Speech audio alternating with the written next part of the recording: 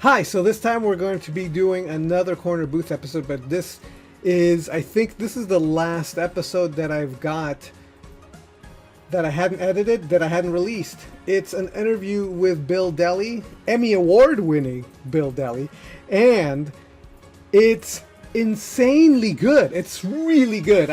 Because I had to edit these, I decided I needed to listen just to make sure that I got all the website callouts and all that stuff down. And not only is it really funny with all the banter, because Bill and Larry are very good friends, and Chance gets made fun of and teased, and we did this in front of a live studio audience. In other words, we actually went to a restaurant, sat down, invited the people who listened to the podcast. We let out in our newsletter that we were going to be at Bob's Big Boy at exactly this time with Bill Deli, and people showed up. And so you actually hear one of the participants, one of the people who are our listeners, actually directly ask Bill some questions. On top of that, this episode was very interesting because I also asked my group, the Draw Food group, which they talk about in this episode, if they have had any questions that they would want to ask Bill, who is a painter and an art director in the animation industry. So, and did I mention he's an Emmy Award winning artist in the animation industry? Anyway, so I asked him directly these questions, and he gave some really good answers. It is a really good episode. So if we don't make any more episodes ever again, this one is extremely good to end in. However, I think at some point, Larry and I are thinking of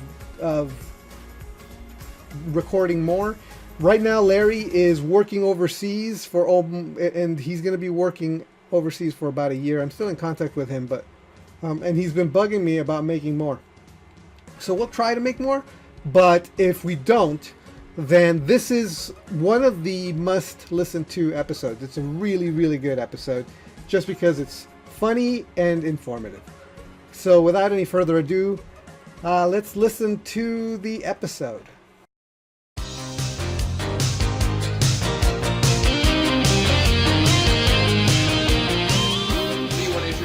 I can do that. Yeah, it's recording now. You mean with Ghost? I did that last time though. No. You gonna sponsor it? It's your turn. Okay, cool. All right.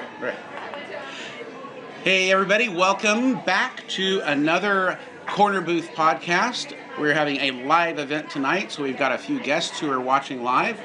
And we are here with art director Bill Deli, who is experienced in both feature film, high-end television, and independent projects, so we're glad to have him.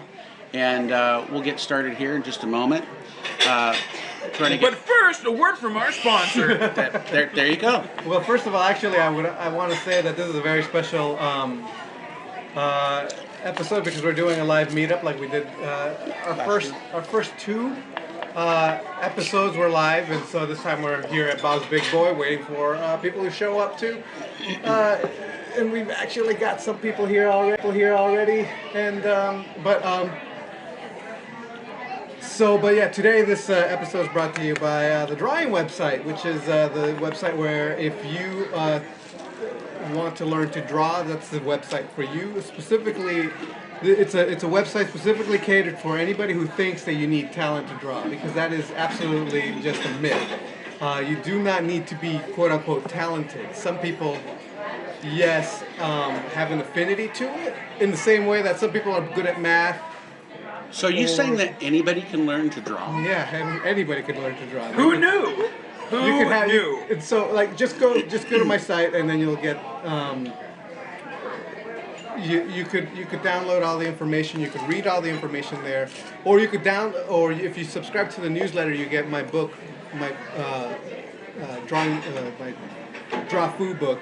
There for free, and then there's other things there that you can pick up if you want to actually have a print copy.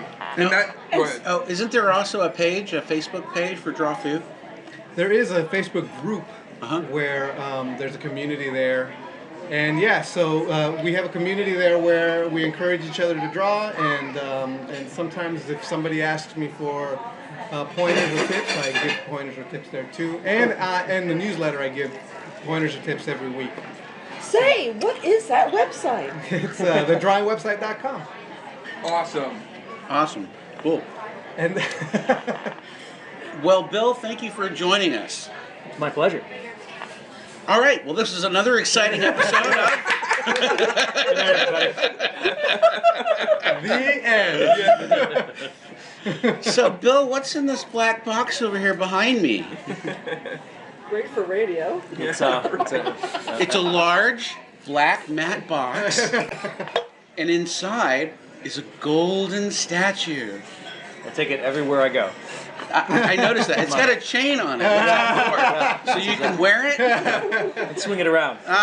So that's an Emmy, right? Yes. So, Bill, what'd you win that Emmy for?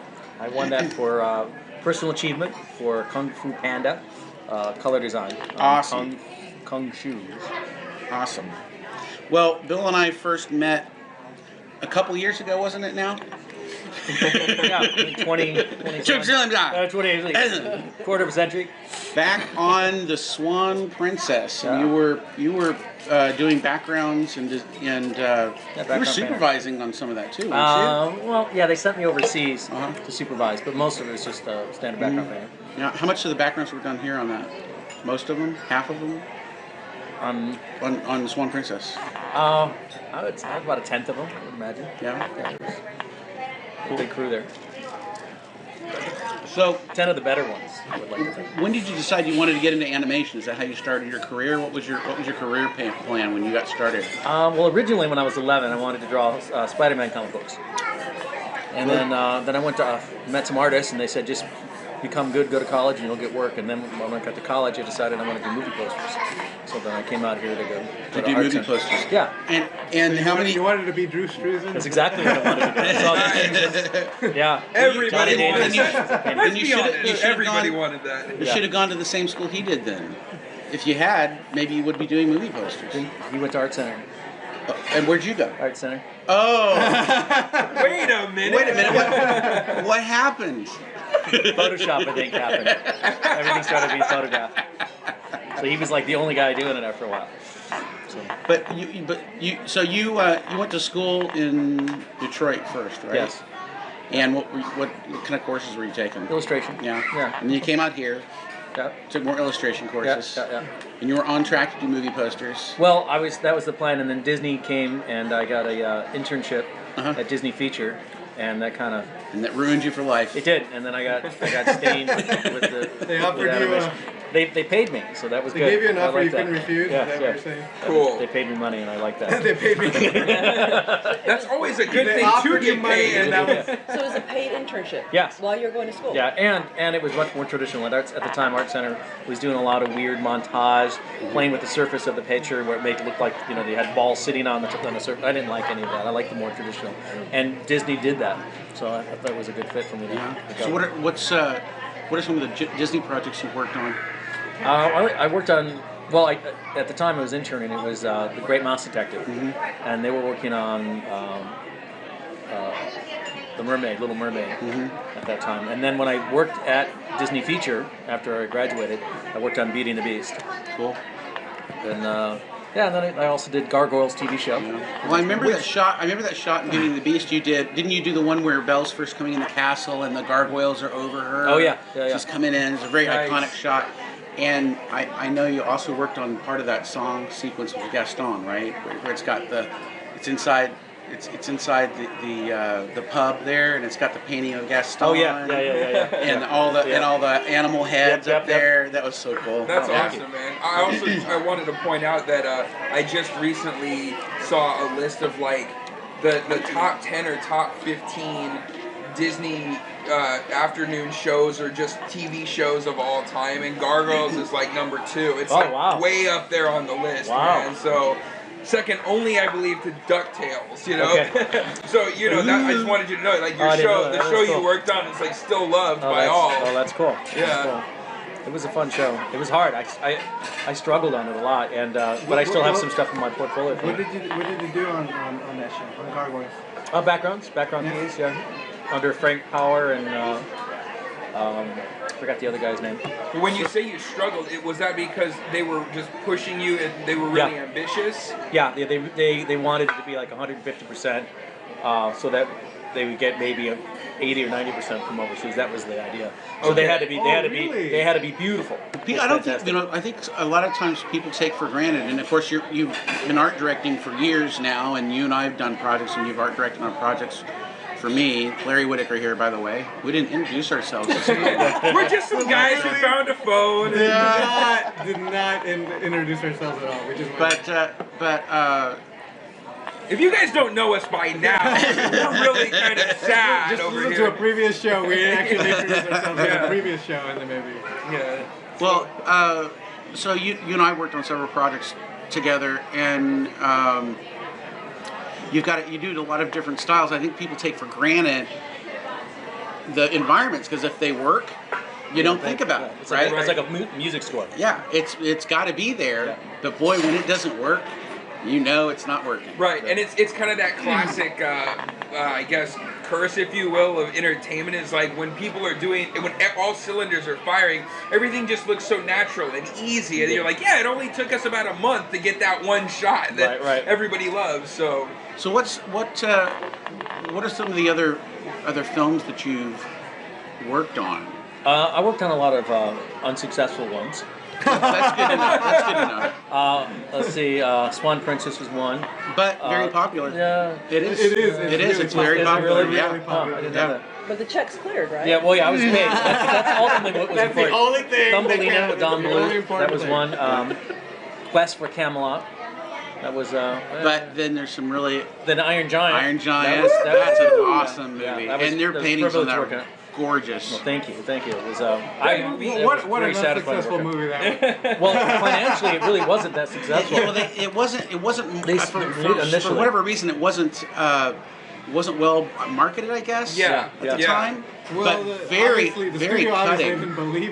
didn't believe in it. But what a cutting edge movie! If it weren't for films like that, you never would have seen The Incredibles or Ratatouille. Oh, yeah. It would- Yeah, I don't and- think this Brad would Bird. have happened. And that film is just like such a great example of strong storytelling. I mean, Yeah. it's so heartfelt. You know, it's like they really nailed the emotion and the Oh, yeah. humanity in there. Yeah, and I was real fortunate. My first feature was Are there any other popular films that you've worked on? well, I was a background supervisor on Space Jam. What an awesome movie! Yeah, Larry's only holding up his jacket I told you, I did about it. Come on, man, we talked about this. right in front of Bill's face. I don't know what you're talking about.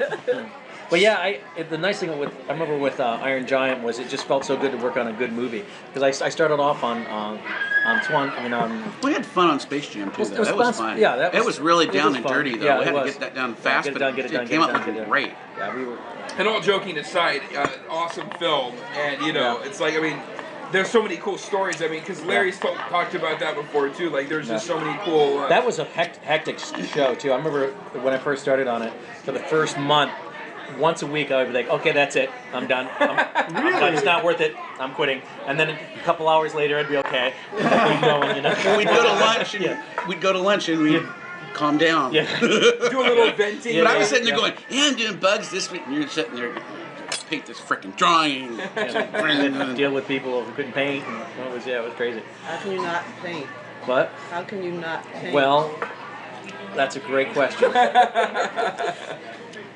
They don't paint well. Wow. Okay.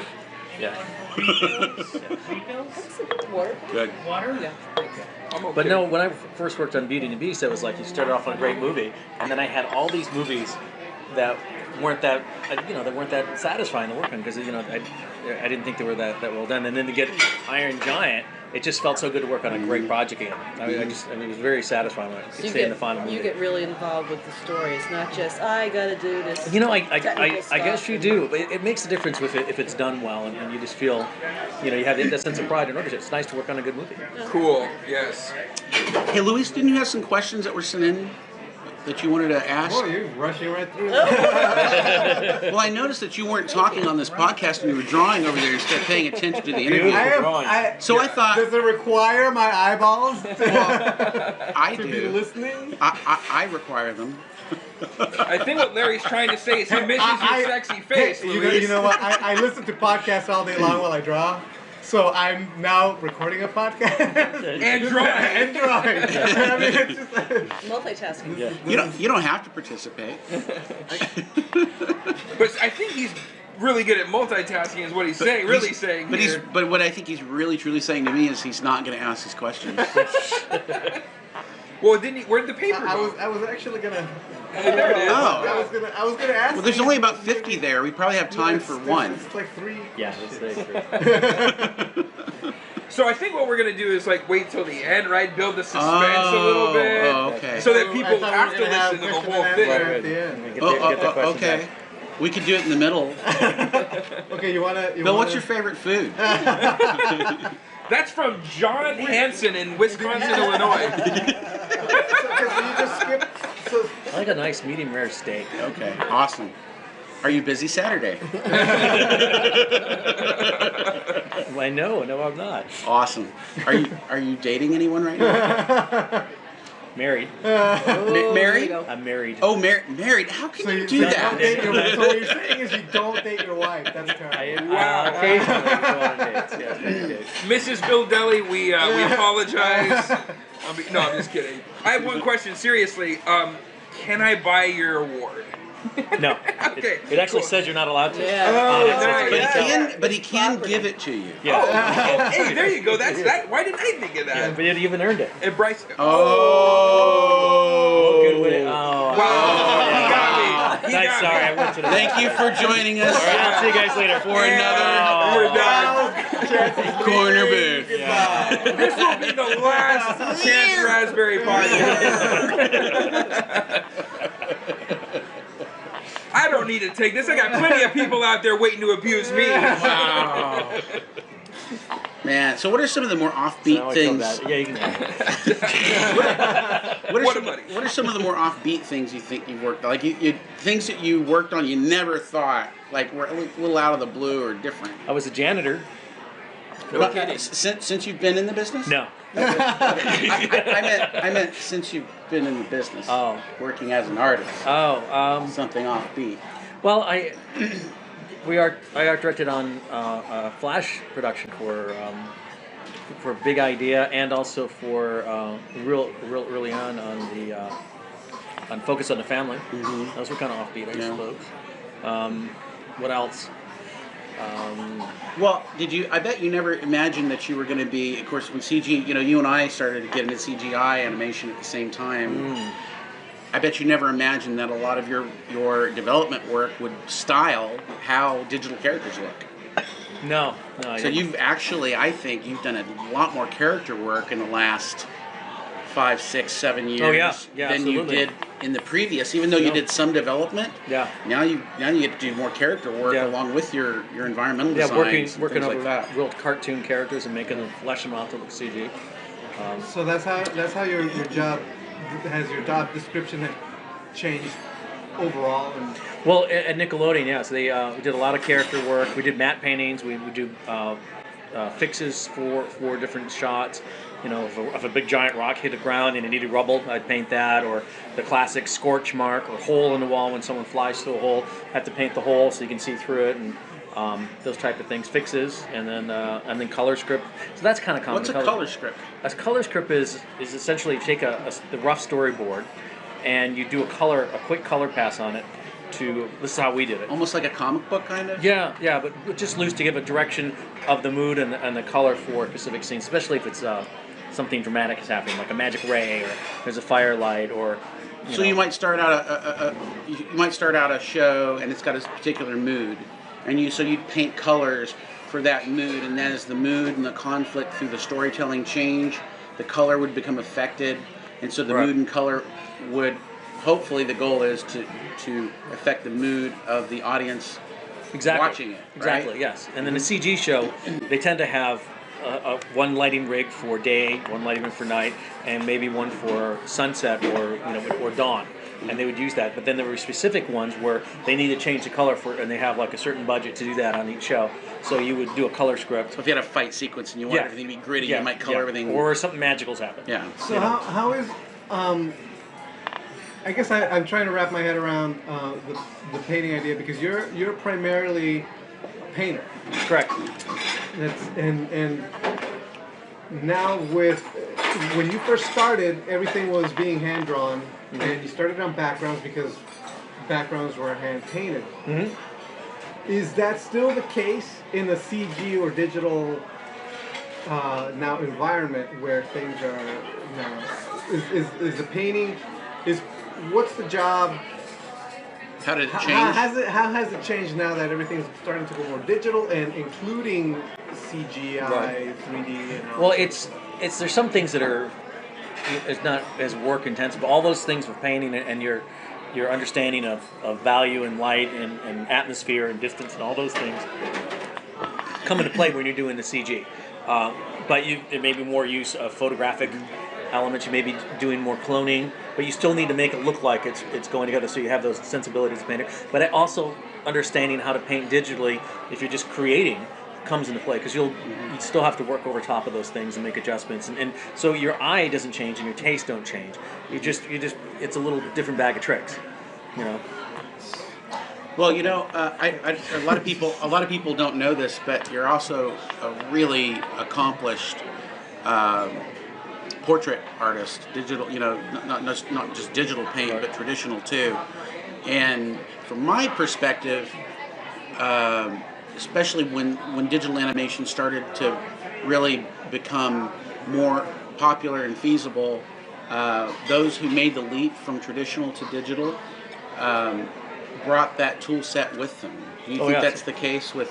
No, absolutely. Yeah, learning to paint with an actual medium that's physical. Yeah, because you get your sensibilities from that, how it's supposed to look, and so and they make a lot of programs that look like traditional media, and so if that's what you like to do, you can make digital painting look like traditional. Really, you know. I remember really close. Kind of it's hard to tell the difference. I remember kind of an offbeat project that you did. Didn't you do something for Epcot? Yes. I was. I did work at Epcot from Millennium Village, and they had me paint. It's Disney World. Yeah, right? Disney World. And what the job description originally was they needed someone who could do portraits, but they needed it in blacklight. And so traditional blacklight painters aren't necessarily classically trained. So I've never worked in blacklight paint before, so I just figured it out. But it was easier to take a portrait. These huge paintings, well, then also some of them were just normal portrait size, about 10 by 12. But then also we had to paint a huge background that was like 17 feet. So they flew 35 you out feet. there, Yeah. right? Well, they flew me out there, but they also had a big hangar over by the airport, and they just had the whole room black, with big giant plastic bags with lots of black light, and I had to go in there and paint it. Yeah. And then do it very quickly. Yeah. That sounds cool, man. Yeah, it was kind of cool. It was just getting in with the big brushes after doing a color comp, a little illustration to match to. A guide so that you know. So had to So what's a wrap it color up. comp? Color comp is just a smaller. It's basically a guide to what you're going to do in the big one. So you do a little painting to show what you where you want to go with it. It's almost like a thumbnail. Yeah, it's a before thumbnail. You do, to figure out some of your thinking before you execute something larger. Exactly. I mean, it could be a complete finished illustration.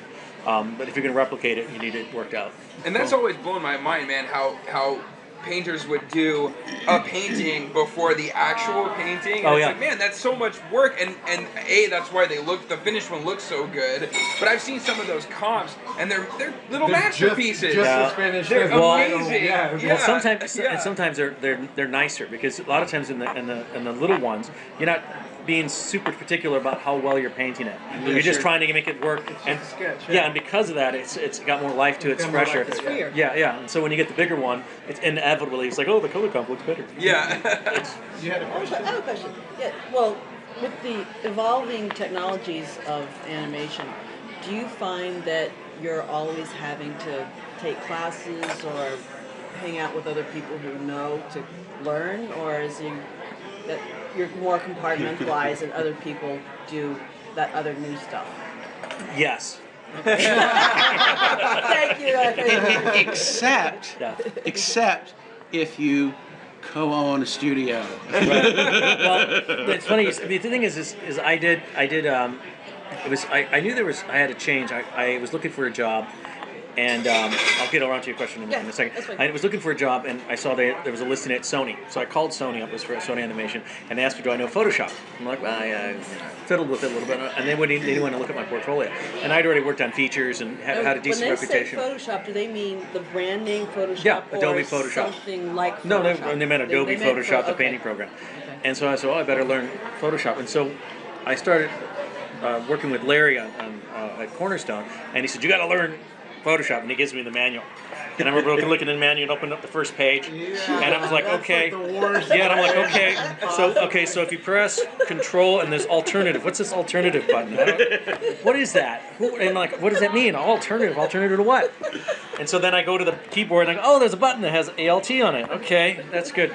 Anyways, so yeah, once I started playing with it. You picked it up pretty quickly. Oh, once I got on it, weeks. without the manual at all, I found that I had to learn it just by playing with it, and it wasn't that big of a deal. But so, yes, I had to experiment and learn, and then you meet with other people and you learn stuff from your friends all the time. Bill and I had a studio together for 4.5 years, and we've got some projects we're doing. I've got another studio. Bill's working on some side projects, Ghost Train Pictures, and so we kind of learned the digital side of things together, right? Kind of on the fly. We were doing the Tigger movie, and Bill Art directed the sequence on that. So what you're saying is that you were just making it up as you went. Yeah, we were basically taking all of our traditional tools and pulling them into the digital world. Yes. Because we were doing CGI, digital animation tests, we were doing digital ink and paint, all digital backgrounds, and when we came from the realm of doing almost everything by hand, so things had changed quite a bit. But I mean, having said that, I did take a Maya class at Glendale Community, and the nice thing about that is when you take those kind of classes, you're not worried about The pressure. Yeah, you're just trying to learn how to do the program because you already have your sensibilities, so that's you're already taught, you already learned how to draw and art and those type of things. And so it's not that you don't stop learning that stuff, but it's not why you're taking it. And Glendale Community College would be affordable. Oh yeah, it was. And the nice thing about that is, I was able to buy the Maya program instead of paying whatever $4,000 or $5,000 for it. I was able to get it for a couple $100 because I was a student. I mean, how did you decide on Glendale Community College? It was close by. I heard some people did some things. Otherwise, be like, I got to go to whatever kind of PCC is fine. like the animation studio and the animation school in Burbank. Oh, the Animation Academy? Yeah, you might go. I have to go there to learn. Right. No, I knew I didn't need it. I just needed someone to show me how to do it because Maya is not intuitive, and so at least not for me. So I needed someone to show me where all the buttons. Maya is not. So I needed to learn where all the buttons and switches are and things, and get a better understanding. So when I was at Nickelodeon, they were struggling with getting their textured characters working. And you're overseas. like, I know how to do I didn't. But I was familiar enough with it so I could sit down with someone who did and pick it up pretty quickly. Yeah. Well, we've done some animation tests that you painted textures for at our studio, and so you weren't coming at it from complete. No, I understood the concept and things on it. But so it's a good idea to always learn new stuff. Yeah. But for me, I tend to find that I learn those as I have to. And I like to do it when someone pays me to figure it out. So they can go, we need you to do that, and I can do this other thing that's, it's kind of like the blacklight thing. I could do the painting of portraits, and doing it in blacklight was sort of, it wasn't that big of a deal. So I tend to do that. Frankly, in my opinion, if you hadn't worked, I mean, let's be honest, your work is great. But I also know, because I've worked with you so much, how hard you worked at it to get it to be as good as it is. I mean, that's the reason I think you've been able to work on so many great projects, is because of your ability to do the work and do it well, and to put not just because we all as professionals who've been doing this for 10 or 15 years or longer can lose our day-to-day passion for art, right. But that's where hopefully the professional side comes in and is the mediator between not necessarily having all that self-starting passion and having to get the job done. Well, that's why God created a deadline. Yes. and that's also why he created things like debt. Yes. And mortgages. Yes. Busy. But no, there's been times when I'm not exactly sure where to go with, or I'm not emotionally attached to something, or just not happy with what I'm doing, but it's still. That's what I'm here for, to tell you. That's not working. So That's all he does all day beyond long. Larry's inner voice telling me is my own. That you keeps you, you want it. You have a certain standard that you're trying to do things. I always kind of joke, when in doubt, just make it look good. You have to eventually just have to go for it and not worry if it's exactly right or wrong. As long as it's done. If there's indecision, if there's indecision, you're not really sure which way to do. You have to make a conscious decision. I'm just going to trust my own sensibilities and make it look good. And then at the very, very least, it looks good. It may not be right, but you have this. You can save face. Yeah, totally. It's not what you asked for, but you like it, right? It's not right. It's not good for it, but at least you that's stick with awesome, it. man. Yeah. Different interpretation. It's like, this is what I think you might want. And how many times is it better? You know what I'm Right. saying? Like sometimes you just I go never for it, thought of that. and then it's like, oh wow, that's actually even cooler than what I was thinking. So that's awesome. But at least it's just a standoff. With digital paint, it's so easy to fix things now too. So sometimes you have to. It's just these own little roadblocks you get when you're working on things. It's you get indecision and you feel insecure about where you're going with something. You just have to kind of go for it. And just do it. What's the biggest difference between painting with real paint, the medium, on what did you usually paint on? A canvas for film? Usually cold press, Cold press board? illustration board, 100. Okay. Yeah, sometimes 300. What's the difference between that and working on the computer? I mean, do you miss the paint? No. Really? You hear how fast he answered that question, you guys? Not at all. Awesome. Yeah. And so when you started going into the digital realm, did everything that you painted, did it still look like paint, or Most of the time it did. It had Yeah? the same sensibilities. unless you're doing something that was like stylized, Yeah, right? or it was very, very flat and graphic, or flash animation. So like when we were doing the Larry Boy cartoon adventure shows, that had a lot of very flat graphic styling to it and used textures and that kind of thing, right? As Yes. opposed to, but you still had to apply light and shadow and Absolutely, mood and that yes. kind of thing. So Color relationships. is there a specific style that you enjoy, or do you like painting different styles and meeting the needs of different films? I always have my certain go-to look that I like. What is that? It's just more of a basic naturalistic, classic Disney, I would call it. Yeah. It's something I'm comfortable in, and I like to. And if it's more naturalistic, is something that's kind of where I'll shoot. I mean, I would like a good example is like Tack, and the Power of Juju. It was kind of a combination of Drew The Struzan. Nickelodeon show you worked on? Yeah, it was a combination of like Drew Struzan and Frank Frazetta. That sounds like an awesome combo. Which is exactly my taste, and I added like a little bit of Sargent, and some of the, I was doing the character stuff. So that was. So it sounds like you're a student of other painters' work. Oh, absolutely. Yeah. Oh, yeah. Ultimately, that's what it is. I mean, you have different artists you like, and you kind of put those into your work. You emulate things, and I think that's basically you become as a filter of taste becomes your style. But having said that, because you trained your eye to copy things as a tool to get better as an illustrator, you can mimic other styles and you can do things, and then those all become your bag of tricks eventually. So you're talking about Characters and/or backgrounds. Okay. And I just totally forgot what I was going to ask you, but continue that. Thank you. Okay. I'll jump in when I remember. Well, anyways, when it talks like you're thinking of Frank Frazetta, you're thinking characters or Drew Struzan, but there's a look to their environment they also have. Now, when you started doing background, that was your first thing in animation you started doing. Correct. Okay. So did you have at that time an idea of like characters? Did you have a style yourself, or were you still developing? I was doing a your lot of style? characters. I've always liked to do, like I said, I wanted to be a comic book artist. Right. So when you look at my sketchbook, I don't have backgrounds in there. I have like Spider-Man, the Hulk. I like Conan. So you like that style? Fairies. That, for yeah. you, that was your style. Yeah, yeah. Okay. And you've done portrait painting professionally too, right? Yeah. I mean, at heart, I'm a portrait artist, and when I go to the museum, that's what I'm looking at is portraits, and that's the thing As realism, or Yeah, natural. I want to sit down and do a portrait of you. I want to make it look like you and make a statement about who you are and make it, Okay. And so that's So you don't very traditional. So not necessarily realism in the sense it's going to look like a photograph. No, exactly. Naturalism, I would say, is better. Yeah. and you could say it's American Impressionist because I'm trying to express myself with brushwork and things like that. But not, I mean, I wouldn't.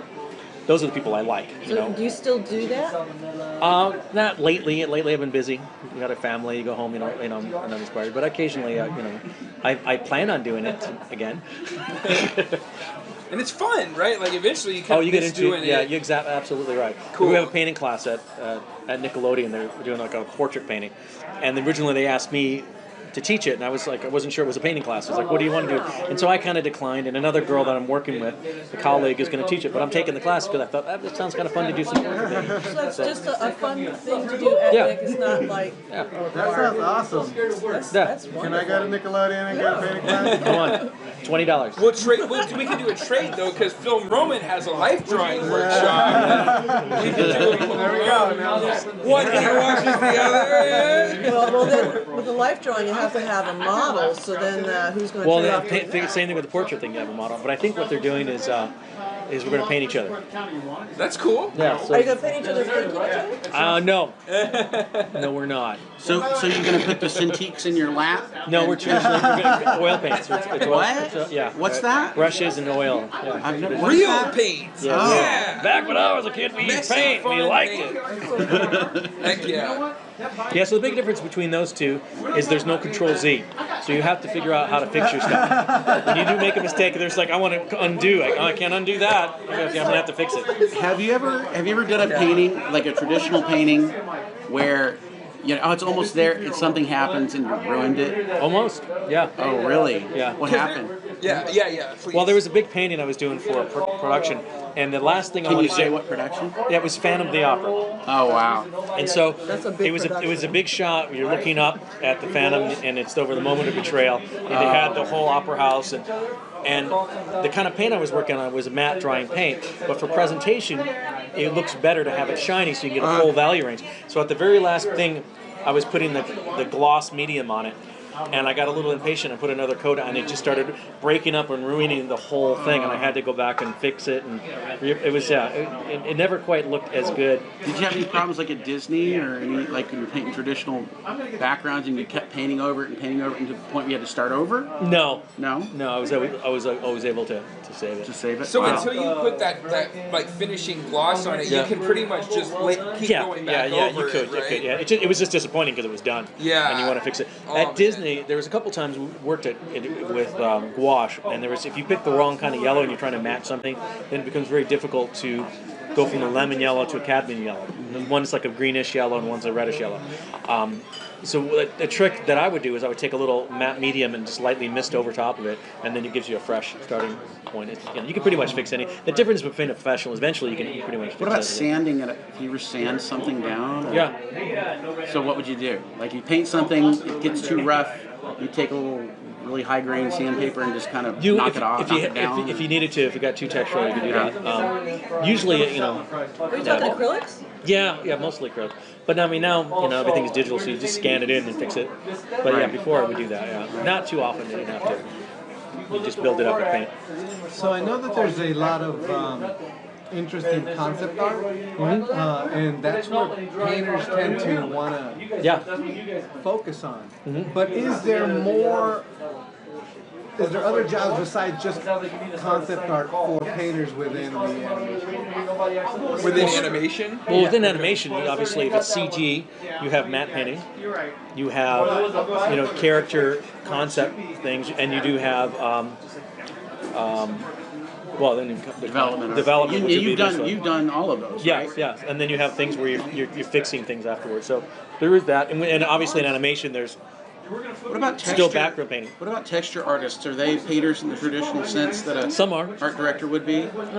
Some are. Some do both? Some are traditional painters who got into it. Other people they do a lot of procedural things. And so they focus specifically on applying a texture.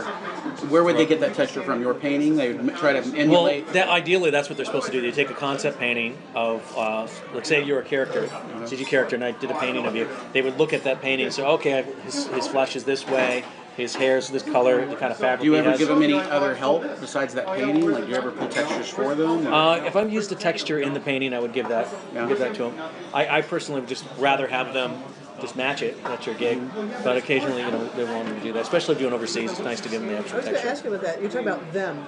Them, those people. Yeah, well, how much, They. how much personal contact, well, I suppose with your smaller studio, you have a lot of personal contact with people, but with the larger productions, have you found that you're working on something and you like hand it off and it gets like emailed to South Korea and like you have no input, you've lost control? Well, it depends on your position in the company. If you're like an art director or someone, then you have control because you'll get it back, and you can either make these changes or you just change it there at the studio.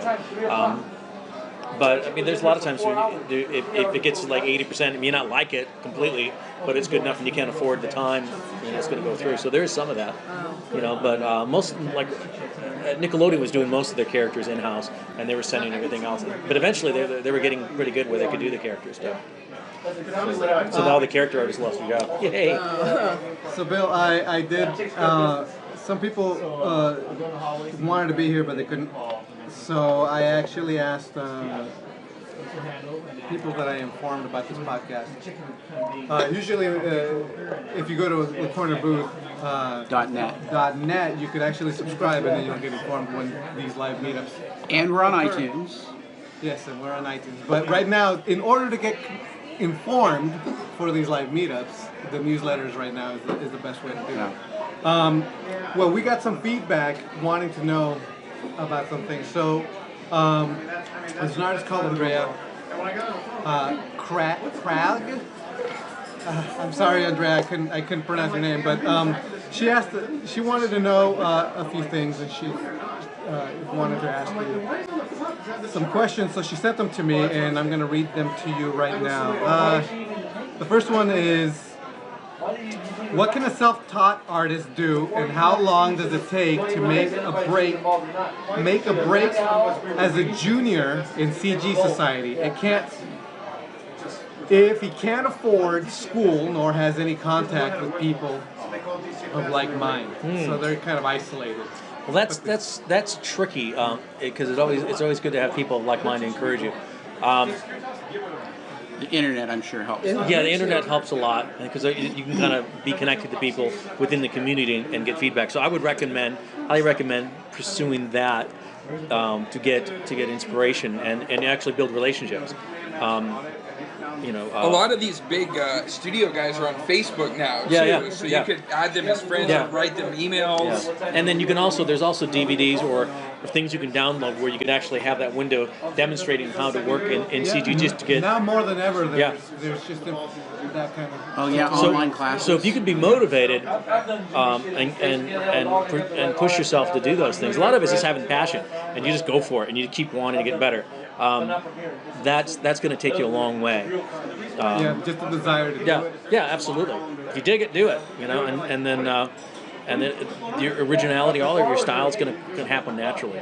It can't help but happen naturally. You have your own tastes and the things you like, and just do those things for now, and it'll eventually express yourself in a style and a look that will be unique to you. Cool. Well, second question would be, we all have problems in life, and people who don't support you actually in your ambitions. How can you find the drive and inspiration to continue to do what you like despite all the disadvantages that threaten to crush you? Well, one of the things is finding people who aren't like that. Yes. Separate. You can either separate or balance. Why do you wait? Right. What if they're your parents? Why did you look at me when when you said that? I usually pay you. Well, some of those questions. Some of those questions is you kind of we all have to figure those type of life questions out. It's important to obviously keep enthusiasm for those. If that's what you want to do, if you lose enthusiasm, then what's the point? You give up. And those are always the constant spiritual battles that everyone has to go to. So the only failure is quitting. Yeah. If you want to guarantee failure, then don't try.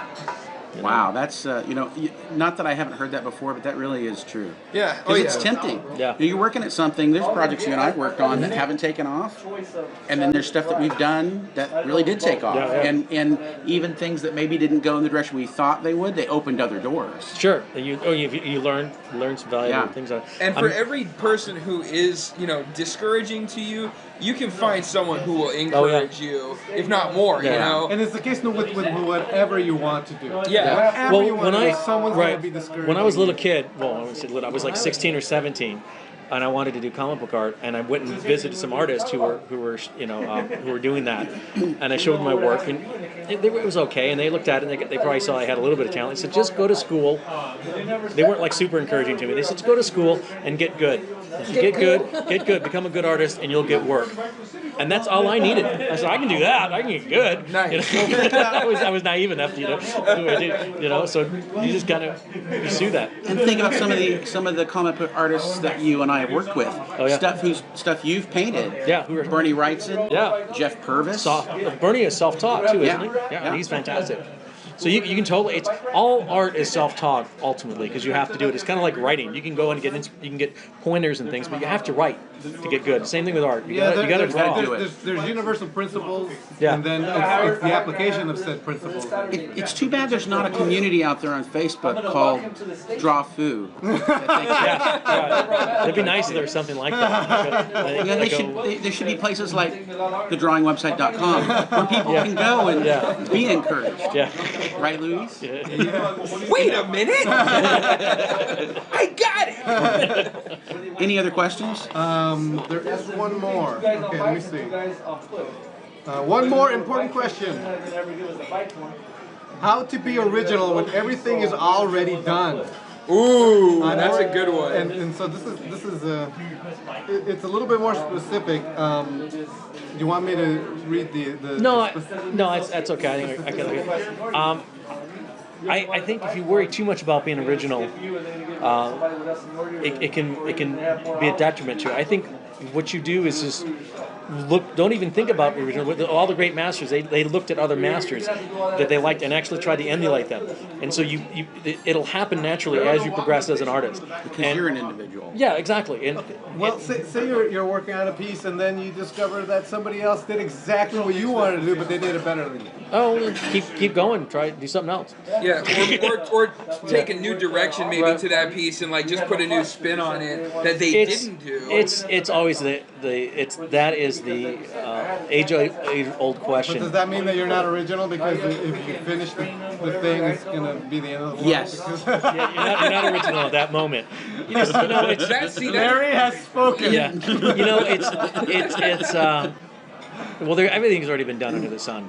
So I think being excellent is original enough. Just I think a lot of times, Well, too, there's this huge, sort of stigma or weight on this, pressure to be original and everything. And look around, you see stuff that you love that's the coolest thing you've ever seen, but someone or many people out there are trying to do their own version of that. And then if you go back far enough, you'll almost always find something that came before it that's very similar. So it's everything is a little bit derivative of everything. Right. I think the trick is being different enough, being familiar enough, and adding you don't have to be completely original, just a little bit.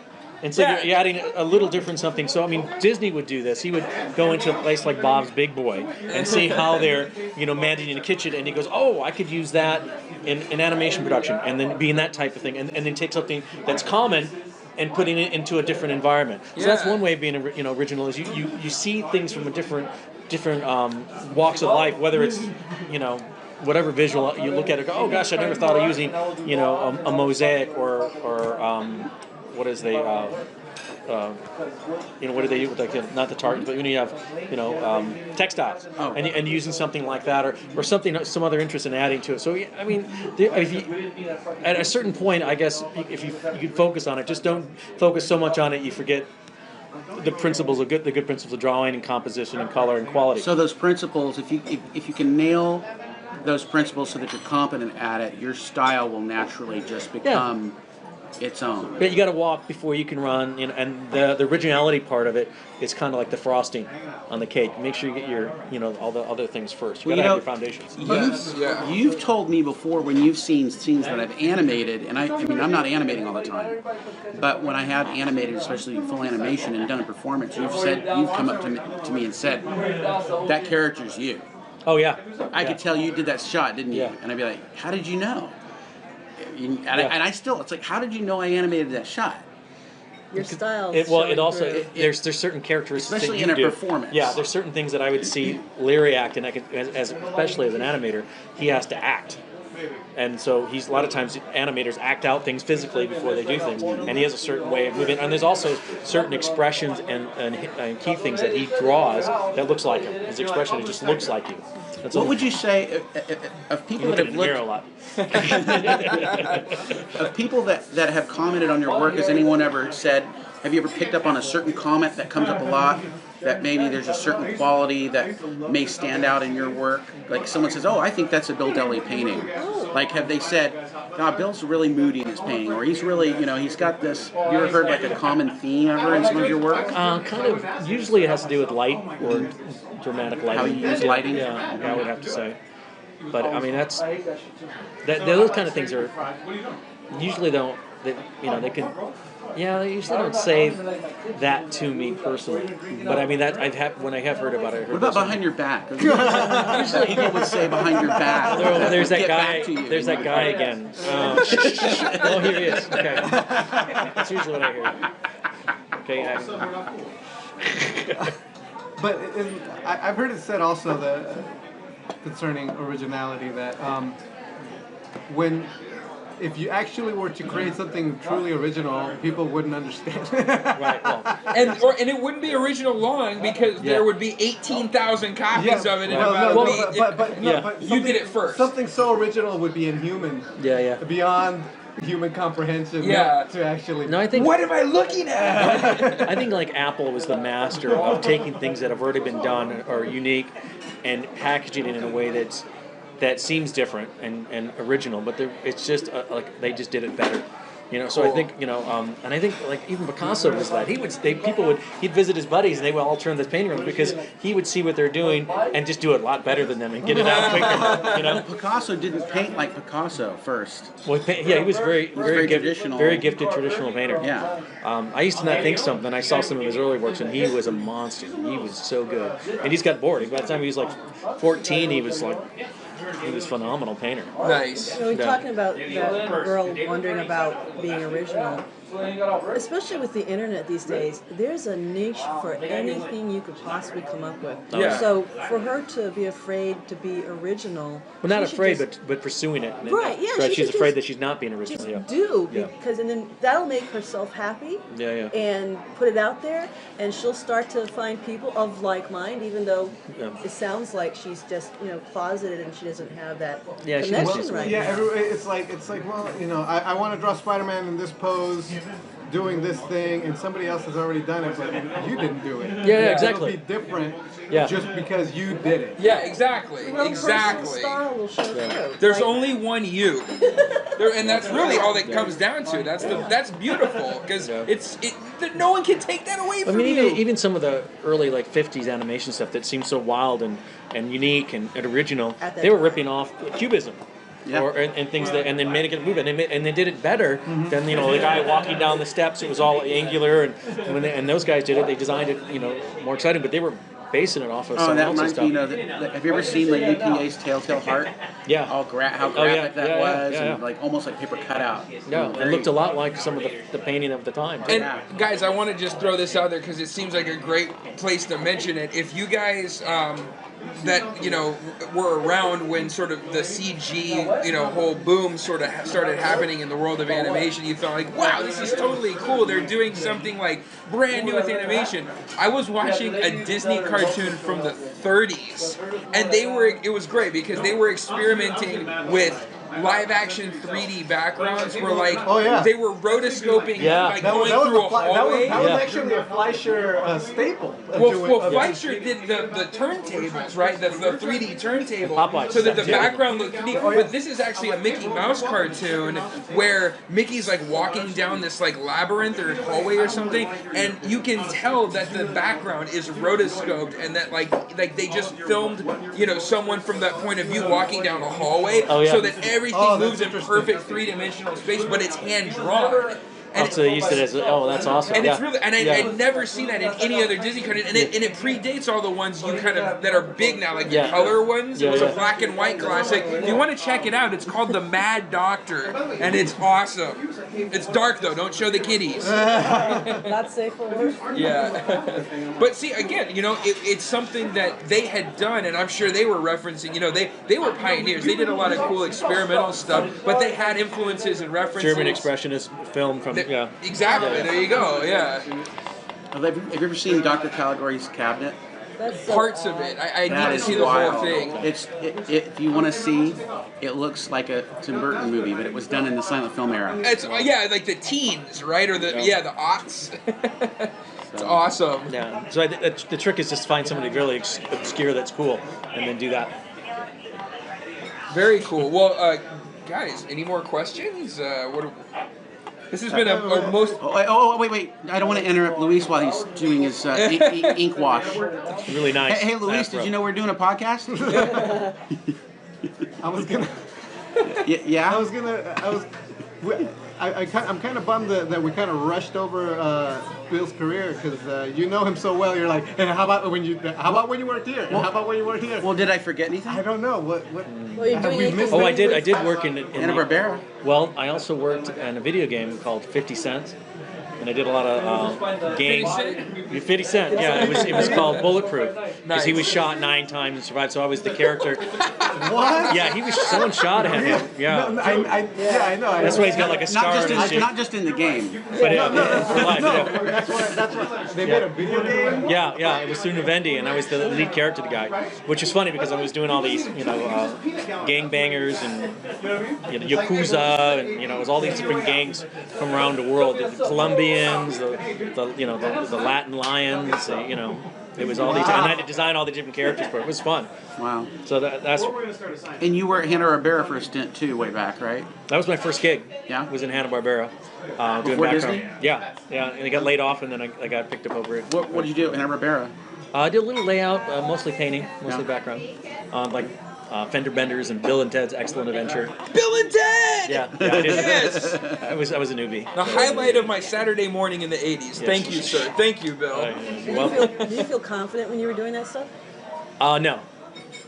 I was actually more confident was at Disney because what happened when I was at Hanna-Barbera, I'd get these really the guys that have been there for years, and they could just give you these scribbles, and I wasn't sure if that was the style I was supposed to be drawing or painting. Or that was their shorthand? Yeah, and so the guys who were there knew what the style, and they would make adjustments. And so I would get something, I go, okay, I guess they just want these lines here, okay, and I'll do that, and then I'd get the background supervisor goes, well, see, the structure of a roof, it actually has sides and depth to it. And I'm like, I know that, but I thought I was doing some style. So when I got to Disney and I got a bad drawing, or one that was rushed, I knew exactly It what to wasn't do always with it. bad. Sometimes it's just like drawing. Yeah, sometimes it was bad. Artist shorthand. But Yeah, sometimes exactly. it's artist shorthand Yeah, too. exactly. And so, but I knew what the finished project was going to be, and so it was much easier for me to do that because I was more familiar Isn't with the that a style. fault of like art direction or Yes. bad But art also, direction? but also, Or lack of, or maybe. yeah, Or and lack also, of. and also some of it is just inexperience because everyone else was on board, and they didn't realize what my shortcomings. Sometimes you get so used to doing things, it's Well, also, I assume you got a crew. If you've got a crew that's been working together for 15 years, and someone Yeah. new comes in and they don't know, Yeah. the you ropes don't yet. know. Yeah. Well, I mean, there's so Yeah. many times when I've had to show something and I didn't realize you get so familiar with a certain aspect of it that you had to pass show over those things. That's something. why like manuals to art programs are always so horrible because they make all these assumptions that you know. You pass something. over the really important Yeah, stuff that just the they figure basic, you're just gonna know, yeah, right? just the basic stuff, and that's what you really need is what's the alt key. So are you working on anything fantabulous right now that we should know about? I'm working on a really cool show called Bad Seeds, and it's from the creator Carl Greenblatt, who did Chowder. and he also worked on cool. a couple other shows. He was on SpongeBob. But it's a really fun show, and it's really different looking. It's a traditional 2D style, but really wild painting. It's got halftones, photo textures in it, but it also feels like a really loose watercolor. Huh. And where's this coming? Nickelodeon. For Nickelodeon. And it should be coming out, I think, near the end of the year that you start seeing it. Maybe the first of 2015. Target audience? The usual Nickelodeon audience, 4 to 11, I think. But it's really heartwarming. They're And sweet. the adults like to watch it. Yeah, but it's really heart is sweet, and there's a bunch of animal characters, but sometimes they'll have some weird invented creatures. The two of the main characters, they're described as imps, and they don't look like anything else. But then you have an obvious owl and Does this have CG characters in it? no, it's all 2D. Oh wow! So you just came off of doing Kung Fu Panda, Yeah. doing all CG to Correct. something that's all Traditional. Yeah, That's cool. Yeah. And this is my first art directing gig at Nickelodeon. Nice, man. Congrats. Thanks. Is Kung Fu Panda done? That's it? Yeah, they've wrapped up their obligation with, and so in 2015, if DreamWorks wants to do Kung Fu Panda TV show again, they can start it up. But they had like a They're doing another movie though. yeah, and so they'll probably do another TV show. Yeah. Keep the franchise going. Yeah, it's a fun franchise. I like it. Well, Bill, thanks for joining us. Glad you took the time out to come visit and get together and do this here at Bob's Big Boy. We'll probably do this once or twice a year. So those of you who are continuing to listen to our podcast, stay tuned for more. We've got a few that are in the works. We've got some other interviews coming up. A couple that we've done that we've just got to put some finishing touches on before they're out there.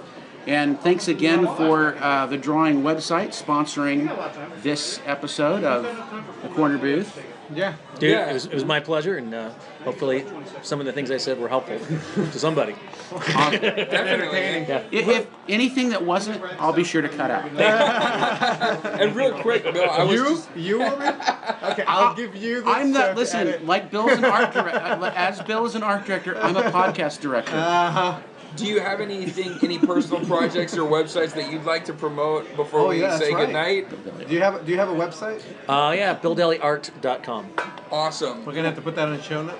Yes, definitely. We'll post that link and real Can quick. your work be seen anywhere else? Oh my gosh. Well, look at that. I am working in conjunction with Ghost Train Pictures on some projects on the side, Oh, cool.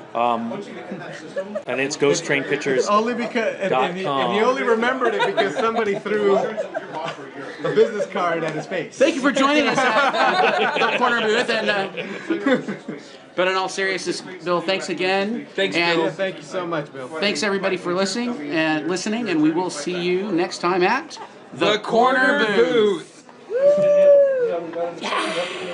Yay. May I meet Mr. Emmy?